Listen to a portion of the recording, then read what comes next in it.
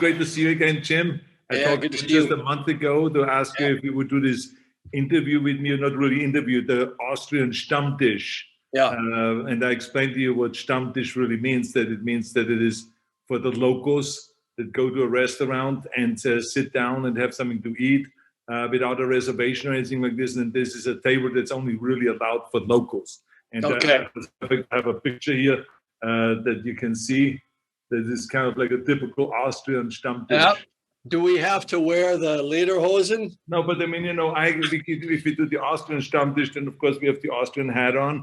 I got it. Ready for anything like that. Or but if you want to do the American Stammtisch, then we go, of course, and put the cowboy hat on. So we are ready for any Stammtisch that you want to do. Okay. I got to get one of those Jaeger hats. Oh yeah, they're really great, and they help you in the rain or in the sun or whatever. I mean, it's just like a cowboy hat, but the Austrian version. But anyway, what I wanted to ask you is this is like just a casual conversation, and I wanted to first of all find out how is Avatar coming along, since you're in the middle of shooting, and I'm right now interrupting you. This is your lunch break in New Zealand. It's all good. It's all good. Actually, we're editing now, and I'm still doing virtual cameras, which where I operate the camera, but I'm done with all the actors. All the actors have gone home. They have to go find another job now. So we're done with the live action shooting. We're done with the capture. And you came to the stage a few times and saw us doing the capture work, with all the marker dots and all that. That's right. As a matter of fact, I remember it was back in 2017 when I went the first time down to the studio here in Los Angeles, south of Los Angeles. And you were just doing the preparation work and some kind of filming and stuff, and trying out the various different stunts and all that stuff. So you've been working on this now for 3 years. Yeah, about 3.5 years to date. So we've got everything in the can for movie 2, movie 3, and part of movie 4. And now we're in this long post process. And how long is it? Are you pretty much finished? I know that you were held up because of the coronavirus, even though you're in New Zealand, which is the #1 country in the world, the way they really protected the people the right way. We're so lucky that we based our production here years ago. In fact, we did the first Avatar here. And, I have a farm here. I live here part-time. So we had this place to retreat back to be able to continue working. Mm-hmm. So we just got lucky. And I'm certainly sympathetic to all the trials and tribulations that the other folks in Hollywood and the film industry in general have been going through. I'm particularly sympathetic for the theater owners who've had nothing to show for a year. Right. What a nightmare this is for them. And of course, a few of them are failing now, including the ArcLight Cinema, which is one of my favorites, which is really a tragedy. Did you pick New Zealand because it was environmentally a great place to go? Or why did you pick New Zealand to shoot the film? I personally love New Zealand, and one of the top visual effects facilities in the world. I would argue the best is right here in Wellington, which is Weta Digital. They're the ones that did the Planet of the Apes films. They did the first Avatar. So they're the ones that create the most sort of reality in their facial animation. They also did Alita Battle Angel. So it was really more about working with them and using Peter Jackson's sound stages and everything. He'd built it all out here. Right. Now, we're using this year the Austrian World Summit on Environment. We're using the whole theme of healthy planet, healthy people, as you know. And so I just want to hear what your take is on that relationship between the environment and, the world environment and the health of the people. Well, look, I think that they're absolutely linked. They're very closely coupled. We're not healthy right now as a civilization. Our planet's not, we use the term planet, but of course the rocky planet itself is going to survive for billions of years. It's that thin biosphere on the outside of the planet that we're devastating so rapidly. And, if you think about climate change as a fever, we've got a fever right now. We have to cure it. It's about to spike over the next few decades and become life-threatening, I think, not only to our biosphere, but to our civilization. And we have to take action. But healthy planet, healthy humans. And I know you mean sort of more from a pollution standpoint. I'm speaking kind of more broadly, metaphorically. We're not healthy, right? We're not healthy right now. We're not eating healthy. We're not breathing healthy. We're devastating our biodiversity and all of our wildlife. And so psychologically, spiritually, we're not healthy because we've become uncoupled from nature. Right. You know, indigenous people don't even have a word for nature. How is your vegan thing going? Oh, vegan thing's great. No meat and all that. I haven't eaten a molecule of animal anything, not the glandular secretions, dairy, I mean, not the meat for 9 years. Right, so, right. I know. Well, you look very healthy. It obviously works 100%. Dude, I'm healthy. Congratulations on that. I don't get sick either. Yeah. Yeah, you don't gain weight. You don't get diabetes. You don't get sick. Now, the last time we talked, which was for the Austrian summit, which was last September, we did an interview for that. And this was kind of like just shortly before the elections. Yeah. And we all know that the reason why we haven't really moved forward is because there's still a lot of politicians there that are deniers of climate change and or they don't have really the balls to move forward and to do something that is really the best thing for the people. That are worried about what their party says, all this kind of stuff. And you said to me, you says, well, let's vote the assholes out. I remember that quote. It was a great quote. And so the question really is, were we successful? Well, I think we were successful in getting the assholes out to the extent that we now have a president that understands that climate change is a real thing and really is willing to do something about it. There's such a slim margin, obviously, in the House and the Senate, especially in the Senate, that it remains to be seen if we can actually get anything done and make any progress, because we need to be taking big strides. And obviously, the Biden administration is proposing, a pretty ambitious campaign to deal with climate change and green infrastructure, which is something that you've always promoted, right. Green energy, green jobs, green infrastructure, all that sort of thing. So this is ambitious. It's the right type of move. Remains to be seen whether the curmudgeons that remain in government will successfully oppose it. Yeah, no, absolutely. I think that we have seen already some positive changes because, as you know, this is only something that can work when the whole world works together. And I feel like by the very fact that we have now again joined, we are going to be part of COP26 again. And we joined in the international community. Just that alone, I think, is very helpful. And we will see now where this goes. I still think that there's a problem with the communication because I think the more often they call, that President Biden has a climate conference. I still think that the majority of people, when you poll the name climate, they don't know what the hell that means. And I still think that we should talk about, fighting pollution and all those things. I mean, what is your take on this whole thing? We have talked about that before, because it seems to me that no matter if you promote a movie or if you promote your art or some policy issues or whatever it is, businesses or whatever it is, you have to communicate the right way. And I just think that there is such a drop in numbers when you say climate, when you ask people, you think climate, issues are important issues today? Or, then when you say pollution, and say, oh yeah, that's very important. We got to get rid of pollution. So what is your take on that? I'm going to support your position from a marketing perspective and push back a little bit in the big picture. I think that pollution is a fair way to characterize it, because basically it's carbon pollution. So pollution is any waste product that we generate that we stick out into the environment that has a negative effect, right? So definitely carbon. And it's good to remind people that it's carbon pollution, because it has the effect of raising the global temperature and creating this kind of violent, revved up global climate that creates cold areas and hot areas and famines and changes ocean currents and does all these horrible things. But it's also that carbon is going straight into the ocean and causing ocean acidification, which is not climate change. So it's fair to go back to the cause and call it pollution. I think that's fair.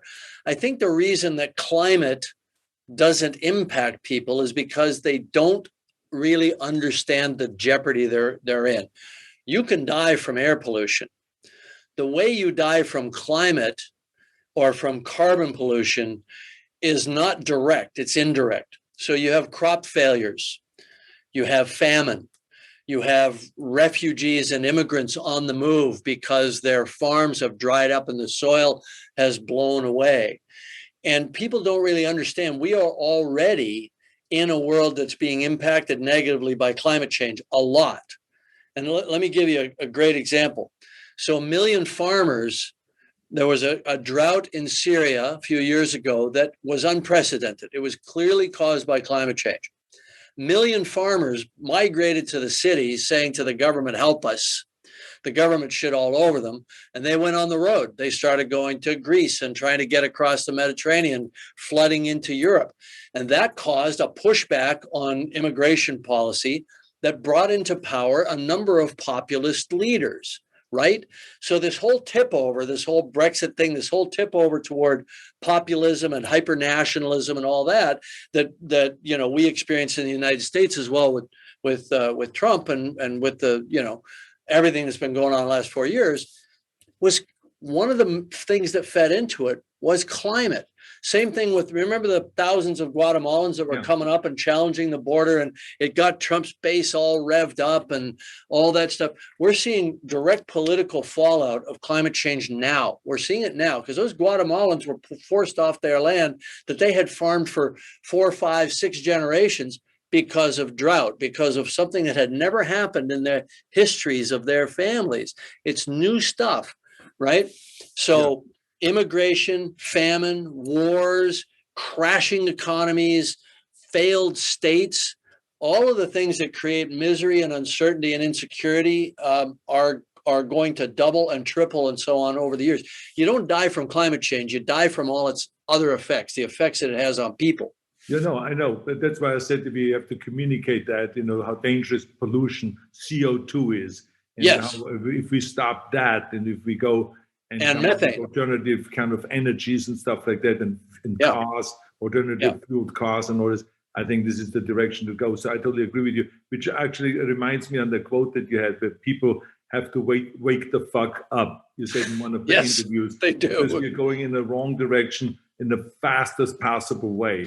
Yeah. You can get it to Thelma and Louise. I remember you said them heading for the cliff. Yeah. And they're going 90 miles an hour. The top is down, the radio is blaring and everything like this. And they're going to go towards the cliff. And so the question really is, do you see that we have, since the last time we talked, have we at all slowed down going for that cliff? Look, I think there are people of good conscience everywhere, such as yourself and all of our colleagues in the environmental community that understand the problem. It's prying the hands of the money interests and the corporate interests that benefit from a status quo. Sure, it's a short-term benefit. They'll continue to make money for as many quarters as they can, right up until the wheels come off or we go off that cliff. We got to get their hands pried off the levers of power. And part of that is it's a political fight. Part of it is we just have to do things ourselves as the people, from the grassroots, from the bottom up. Just like Black Lives Matter, we got to do that for the environment as well. And you know where I'm going to go next with this, which is we don't have a lot of control as individuals of how we generate power. The utilities do, and government programs and subsidies and all that. But what we can control is the amount of meat and dairy that we consume, which has a huge, huge carbon impact. We can change that ourselves right now. It's a hack. It's not tech. It's not tech coming over the horizon to save us.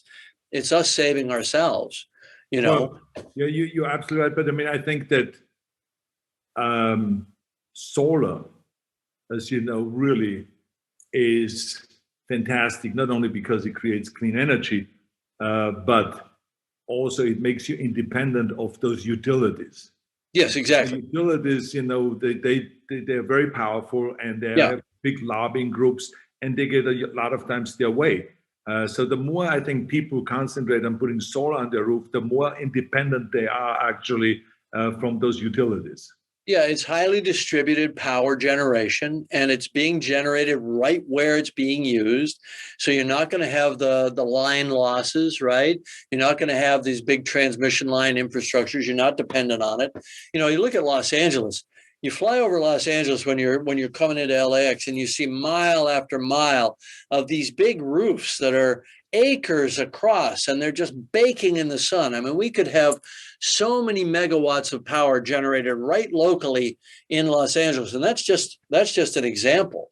So I know you were a pioneer, you were a leader in home solar, highly distributed power generation. I think it's one of the great hacks that we have available to us. But again, the utilities lobby against it. And the governments are slow to encourage it. And sometimes they'll create a subsidy and then they'll take it away and then they'll create it again. Right. There's no consistency and certainly no federal program promoting it.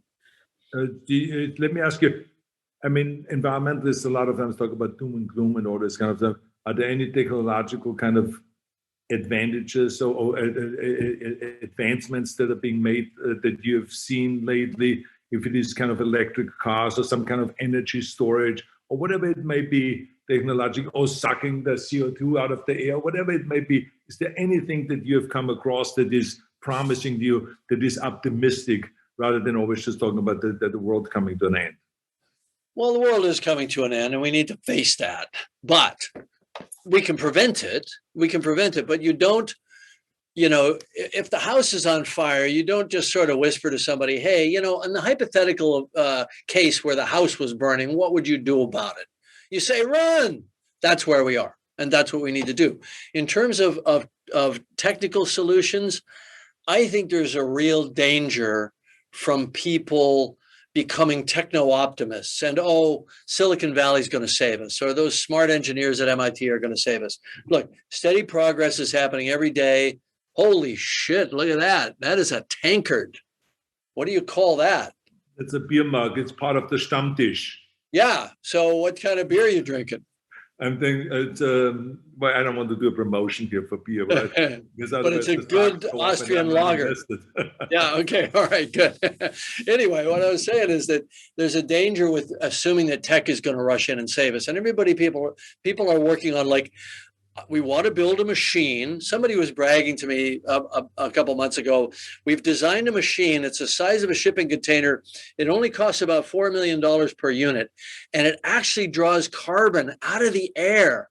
And I said, and Elon Musk has put up a big prize to create such a device, right? I said, I've got one too. It doesn't cost anything at all. It's been proven at scale for millions of years. And it works very, very well. It's called a tree. So the second we stop cutting down all the trees in the world as fast as humanly possible, which is what we're doing, kind of mowing the Amazon as quickly as we can, then I'm going to listen to these stupid arguments about $1 million devices for sequestering carbon. Doesn't make sense. We need to trust the natural processes a lot more. You're absolutely correct. Now, something that is more current, I want to just ask you that before we finish here, is about Fukushima. Fukushima, I should say. Fukushima, it was in 2011, I think it was this disaster there.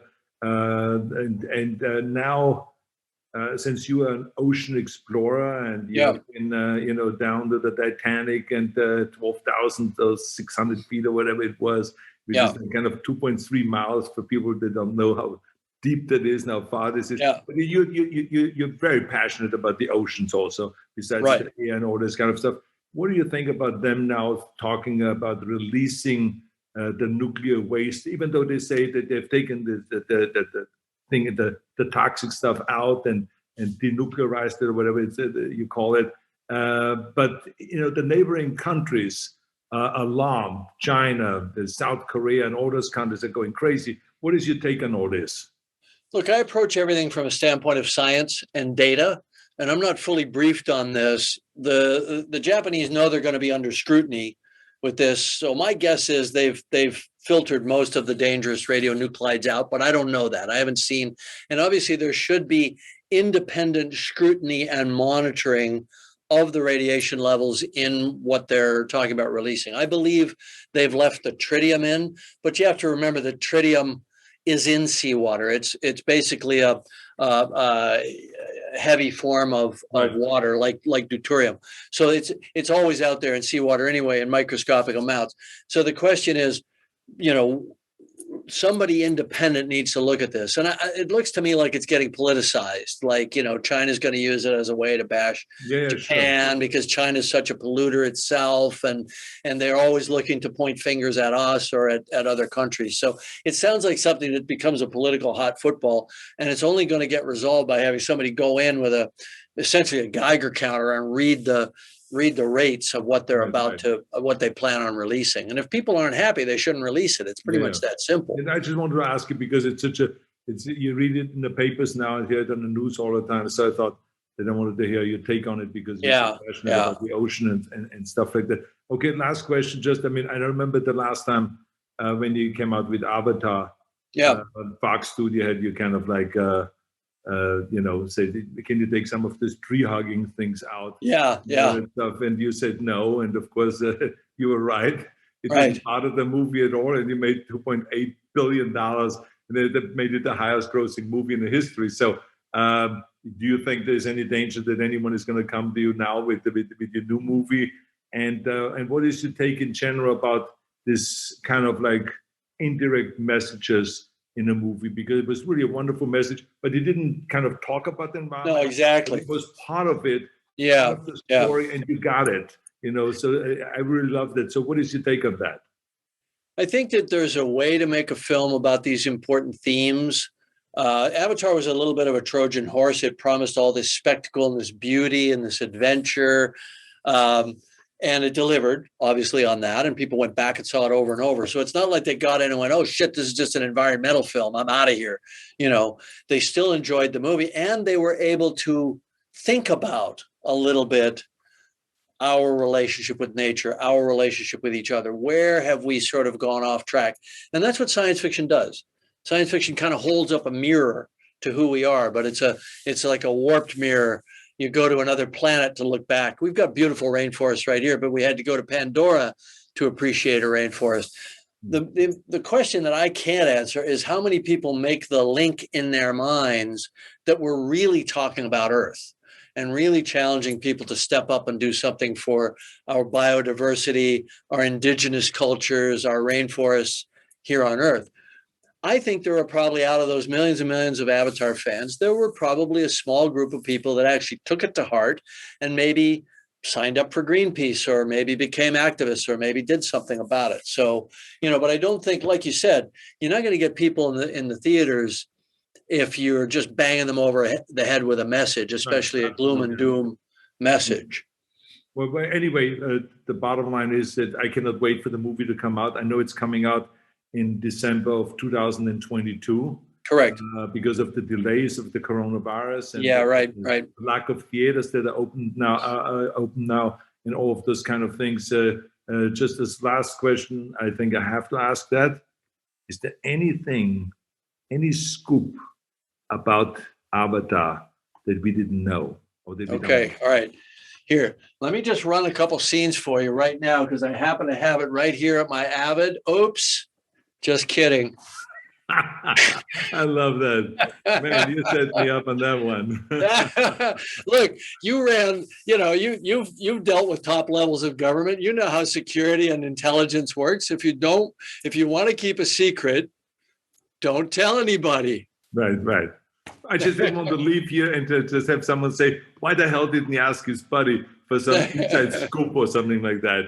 Okay, all right, anyway. Well, I'm guessing that this Stammtisch is not going to just be seen by the two of us. So maybe sometime when we're having a glass of schnapps together, I'll give you the inside scoop. I know that. Thank you very much, Jim, for your time. I know you're at lunch break. Good luck with all your work, okay? And I cannot wait to see the film, okay? I cannot wait to see you again, to go on a motorcycle ride and to have fun again with you. Okay, absolutely. We got to get past this damn pandemic first. All right, buddy. Great to see you. Thank you, my friend. All right, bye-bye.